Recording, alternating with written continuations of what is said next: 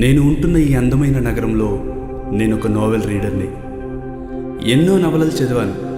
దాంట్లో ఎన్నో అందమైన ప్రేమ కథలు. ఇప్పటిదాకా మనసును తాకే ప్రేమ కథలు చదివాను. కానీ ఏ నవలలో లేని ప్రేమ కథ ఒకటి నేను చూశాను. ఆ ప్రేమ కథ 10 ఏళ్ల వయసులో మొదలైంది.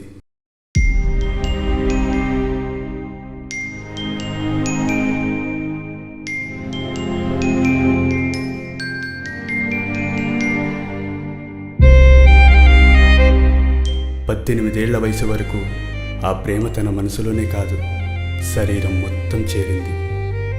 మనసులో ఉన్న ప్రేమ మితిమీరి మెదడుకు చేరింది.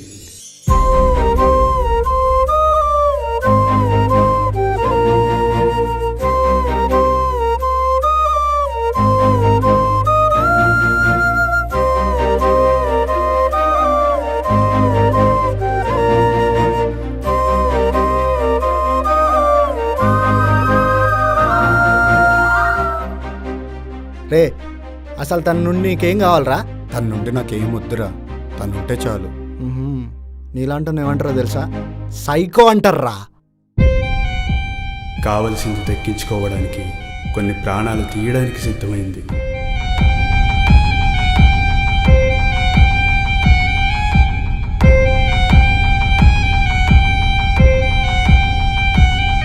ఎవరు నువ్వని అడిగారు? ఎందుకు చంపుతున్నావని నన్ను అడిగారు. ఏం కావాలని ఎవ్వరు అడగలేదు కదరా. కావాల్సింది ఇస్తే చంపేటోండే కాదు, కావాలని నేను ఎవరిని చంపలేదురా.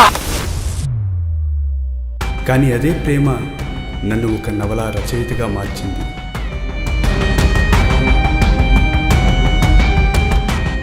ఆ ప్రేమ కథకి నేను పెట్టుకున్న పేరు